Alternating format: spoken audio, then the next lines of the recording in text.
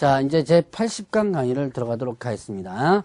자, 이번 강의에서는 주택임대차보호법, 이것도 여러분들이 민법에서, 특별법에서 배웠던 부분이었죠. 자, 주택임대차보호법에서 이제 내용을 한번 살펴보겠는데요. 자, 주택임대차보호법 적용 범위가 있습니다. 적용 범위는, 자, 주거용 건물의 전부 또는 일부의 임대차에 대해서 관해 적용한다.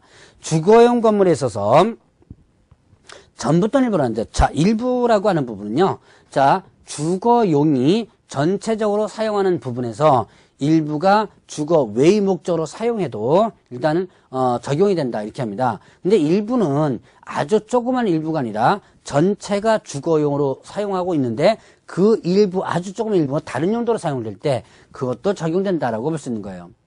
자, 그러면 임차주택의 일부가 주거 외의 목적으로 사용되는 경우에도 적용되는 부분이고요. 자, 그러면 이때 국민주택기금을 재원으로 하여 저소득층의 무주택자에게 주거생활의 안정을 목적으로 전세 임대주택을 지원하는 법인 있죠. 자, 이때 토지주택공사와 지방공사도 적용됩니다. 자, 여러분들이 이런 그 법인들, 여러분들 뭐 가장 대표적으로 SH공사 서울 공사 있죠? 이런 SH공사라든가 이런 지방공사들이 있습니다. 그런 지방공사들, 임대아파트 운영하죠? 자, 그런 공사들도 마찬가지로 적용하고요. 자, 그 다음에 또 이런 게 있어요. 지방공사, 토지주택공사와 관련된 부분에서 보면, 이 법인들이 토지주택공사나 지방공사 같은 경우는 이 저소득층에 대한 전세 임대주택을 지원한다. 이렇게 됐습니다. 이게, 뭐냐면, 여러분들이 텔레비전에 요즘도 나오는 것 같은데요. 동해이라는 프로그램이 있을 거예요. 거기 보면 집이 없어가지고 거의 쫓겨나다시피 하는 그런 부분이 이제 방송에 한번 나오죠. 그러면 이 사람들에게 아주 저렴하게 그 전세 임대주택을 어떤 공사가 이제 알선해 주는 거예요. 소개시켜 주는데, 근데 이제 이때 이게 소위 말하는 뭐냐면, 자, 적자 임대차 사업이에요. 그러니까, 자, 임대인과는 예를 들어서 5천만 원에 정상적으로 임대차를 한 다음에, 자, 다시 임차인에게 예를 들어서 500만 원만 받고 임대차를 하는 이런 부분들, 이런 사업을 지금 하고 있거든요. 자, 그래서 이런 토지주택공사나 지방공사, 이것도 일단은 적용된다. 자, 그 다음에 또 중소기업기본법에 따른, 자, 중소기업기본법에 따른 중소기업에 해당하는 법인이 소속 직원의 주거용으로 주택을 임차한 후에 그 법인이 선정한 직원이 해당 주택을 인도받고 주민등록을 마쳤을 때 적용된다 아닙니다. 자, 그러면 중소기업기본법에 의한 중소기업이 직원을 뭘 하는 거예요? 기숙사 용도로다가 일단 주택을 임차한 다음에 거기다 직원을 들인 거예요. 근데 일반적으로, 자, 일반 법인이요, 기숙사 용도로 법인이 임대차를 한 다음에, 그 다음에, 그 직원이 들어가서 임차인으로서 산다면, 자, 이 주택임대차보호법의 목적이 뭐냐? 집 없는 서민들을 위한 거예요. 그런데 법인이, 회사가 기숙사 용도로 일단은 집을 임대차해가지고 거기서 직원이 살고 있다. 그거는 법인이라고 한다면 어떻게 돼요? 일반 회사는 집 없는 서민이 아니죠. 그렇기 때문에, 자, 이거는 적용되지 않았었어요. 그런데 중소기업 같은 경우는 기숙사를 짓지 못하는 거죠. 그래서 주변 지역에, 단독주택 같은 걸 해가지고 기숙사 용도로 하고 있는데 주택임대차법 적용되지 않아서 불편한 부분이 상당히 많았습니다. 그래서 2년 전에 이게 새롭게 들어왔던 내용이에요.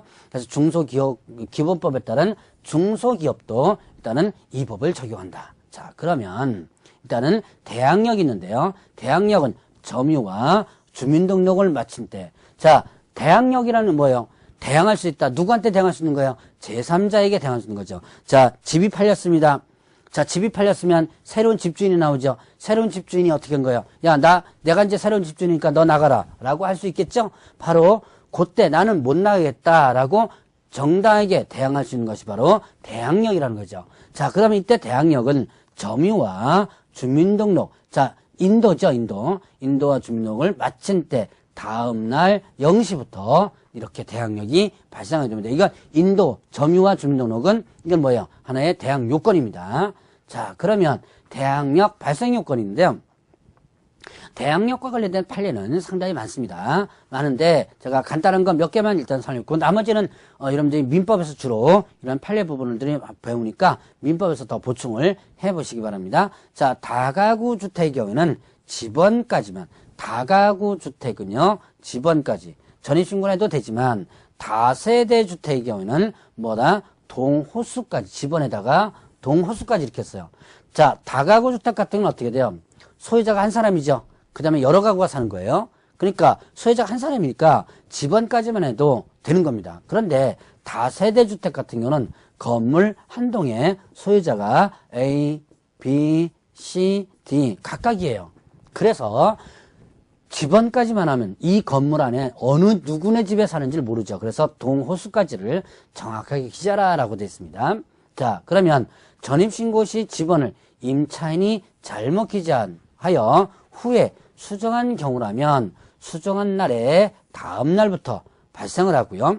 자, 그 다음에 주민등록은 그 가족 주민등록으로도 가능하다 이렇게 됐어요.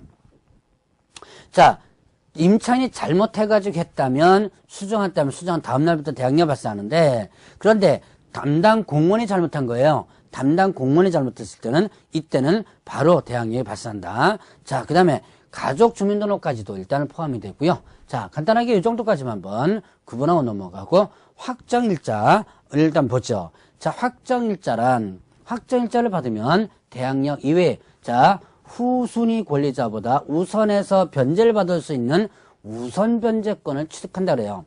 확정일자를 받는다. 그럼 나 외 내가 자 확정일자를 이거는 결국은 어떻게 된다? 순위가 어떻게 된 거예요? 확정되는 능력을 갖죠. 그래서 나보다 뒷순위보다 먼저 변제를 받는 경매나 공매 시에 먼저 변제받는 우선 변제권을 만들어주는 거예요.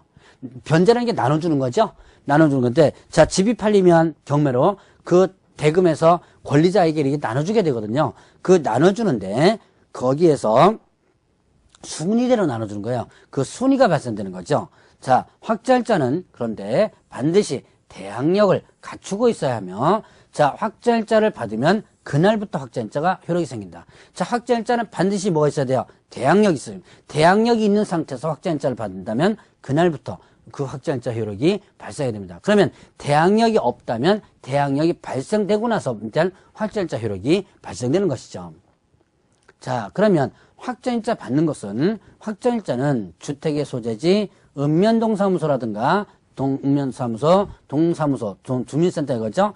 그 다음에 또 특별시 자치도는 일단 포함되고요. 그 다음에 군구 출장소 있습니다. 그 다음에 지방법원이라든가 그 다음에 지원과 등기소, 공증인 자 확정일자 받는 곳이 여러 곳이에요. 자 이런 데서 동사무소라든가 그 다음에 또 뭡니까 시군구 그리고 또 법원, 지방법원, 지원 그 다음에 등기소, 공증인 이런 데서 확정일자를 받게 되는데요. 자, 이렇게 확정일자를 받았다. 그럼 순위가 확정되죠? 나보다 뒷순위보다 먼저 변제받을 수 있는 우선 변제권이 생기지만 확정일자를 받았다고 해서 경매 신청권이나 전전세권이 주어지지는 않는다. 자, 경매 신청권 부여가 안 된다는 얘기죠.